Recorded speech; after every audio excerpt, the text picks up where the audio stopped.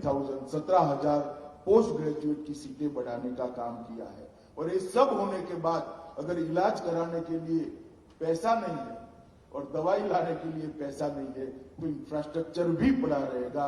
तो जिन पर अपना पैसा खुद खर्च कर सकते हैं उनके लिए तो वो करेंगे, मगर जो नहीं कर सकते ऐसे 60 करोड़ लोगों के लिए प्रधानमंत्री आयुष्मान भारत योजना और सस्ती दवाइयों की उपलब्धि, सस्ते उपकरणों की उपलब्धि कराकर ये चतुर्मुख योजना भारत को फिट बनाने की, स्वस्थ बनाने की नरेंद्र मोदी जी ने शुरू की।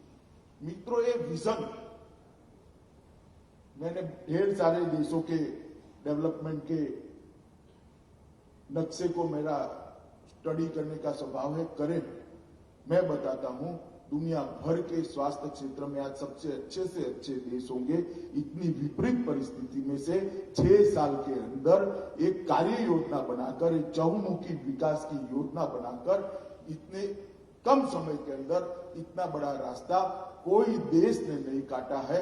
मैं आपको भरोसे के साथ कह सकता हूं कि 2030 आते आते स्वास्थ्य के क्षेत्र में हर क्षेत्र के अंदर भारत दुनिया में सबसे प्रथम पंक्ति के देशों में आता है। चाहे शिक्षा का क्षेत्र हो, चाहे R&D का क्षेत्र हो, चाहे इंफ्रास्ट्रक्चर उपलब्धि का क्षेत्र हो, चाहे 108 का जाला बुनकर कम से कम समय में पेशेंट को अस्पताल में पहुंचाने की व्यवस्था करनी हो, चाहे इसकी माली हालत ठीक हो ना हो, उसको दवाइयां और अस्पताल की उपलब्धि करानी हो, हर क्षेत्र में भारत समग्र विश्व के अंदर आगे निकलेगा, इसका मुझे बहुत भरोसा है।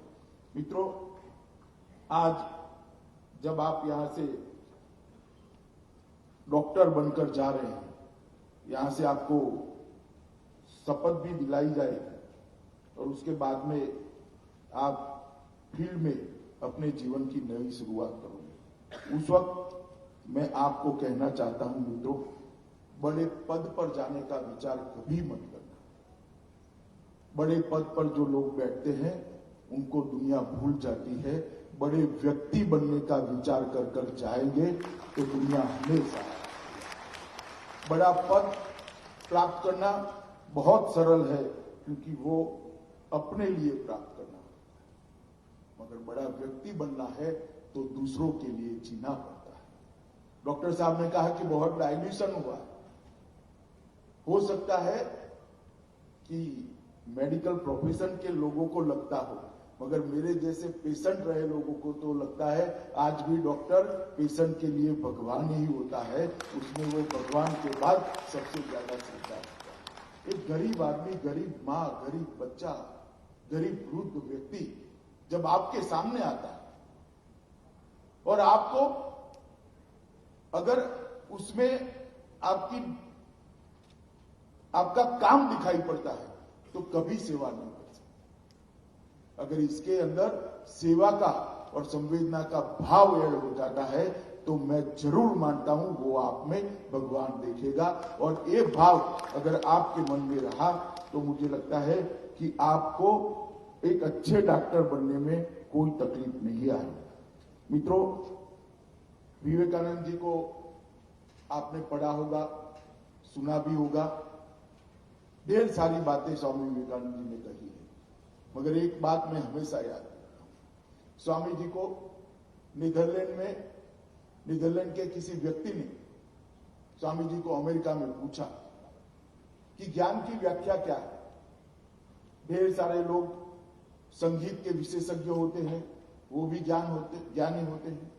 कोई विज्ञान का ज्ञान रखता है तो वो भी ज्ञानी होता है। कोई अंतरिक्ष का ज्ञान रखता है वो भी ज्ञानी होता है। प्रोफेसर रविकांत जैसे लोग जो मेडिकल साइंस का ज्ञान रखते हैं तो वो भी ज्ञानी हैं। ढेर सारे क्षेत्रों में ज्ञानी की व्याख्या हो सकती है। तो उसने अपना कंफ्यूजन स्वामी जी के सामने रखा। स्वामी जी, मुझे बताइए कि सच्चा ज्ञानी कौन है?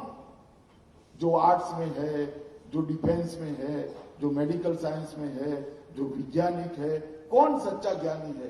स्वामी जी ने कहा, इस सब ज्ञानों से ऊपर एक ही ज्ञान का मूल मंत्र है, जो स्व पर से पर जाना की यात्रा को जानता हो, अपनी जगह पराये का दूसरे का विचार करता हो, वो ही सच्चा ज्ञानी है और वो ही ज्ञान को प्राप्त करता है। आज आप यहां से मेडिकल साइंस का ज्ञान लेकर जा रहे हैं, मगर आपके सामने इस देश के 60 करोड़ गरीब पेशेंट आपके सामने होने चाहिए। आपका गंतव्य क्या होना चाहिए?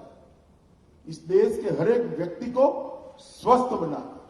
आपका लक्ष्य क्या होना चाहिए? नरेंद्र मोदी जी ने पूरी योजना जो बनाई है, इसको सफल बनाना। आपका लक्ष्य क्या होना चाहिए? इस देश को स्वास्थ्य के क्षेत्र में सबसे ऊपर ले जाना। मित्रों, समय आ गया है, 70 साल हो गए देश की आजादी को, अब तक हम बड़ा नहीं सोचे। मोदी जी ने हमारी जनता का, हमारे देश का, हमारे जनमानस का सोचने के स्केल को बदला। एक जमाना था कि हम जनसंख्या को बोझ मानते थे।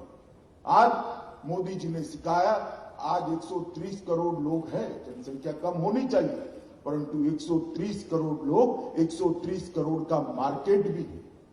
हम मानते थे कि हमारे देश में पढ़ाई लिखाई कम है, आज इस तरह की सोच डेवलप हो रही है। दुनिया में सबसे ज्यादा ग्रेजुएट अगर कहीं है तो भारत में है, सबसे ज्यादा इंजीनियर कहीं है तो भारत में है, और कुछ ही समय में सबसे ज्यादा डॉक्टर कहीं पर होंगे तो भी वो भारत में होंगे, सबसे ज्यादा वैज्ञानिक भी अगर कहीं होंगे तो भारत में। 130 करोड़ का देश, महान परंपराओं वाला देश, सबसे युवा देश, इसके लिए दुनिया में दूसरा स्थान नहीं हो। हमारे लिए प्राकृतिक, नेचुरली दुनिया के सबसे ऊपर का स्थान बना है, और आज सौभाग्य से एक ऐसा नेता मिला है जिसमें ये विजन भी है, ये प्लानिंग भी है और वहां जाने का साहस भी है। पूरी दुनिया भारत के नेतृत्व को आज स्वीकार कर रही है।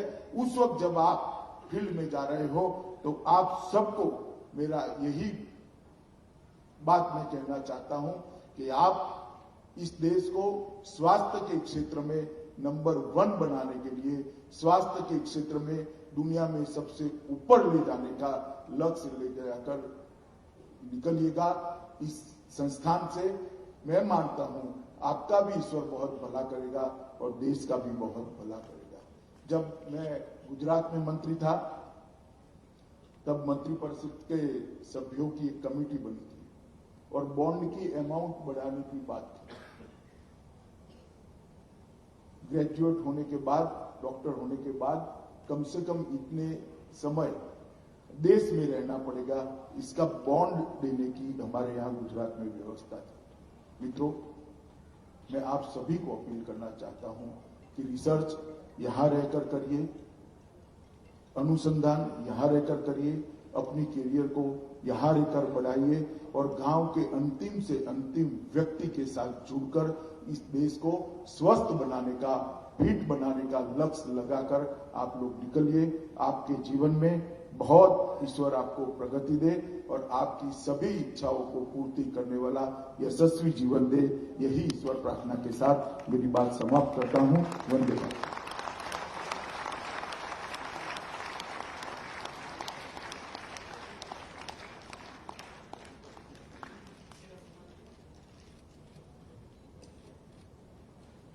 चिरस्मरणीय, शोभनीय, भावपूर्ण, अर्थपूर्ण दीक्षांत उद्बोधन के लिए मुख्य अतिथि महोदय को शतशः धन्यवाद। देवियों सज्जनों, संस्थान की रिपोर्ट से स्पष्ट है, वर्तमान निदेशक प्रोफेसर रविकांत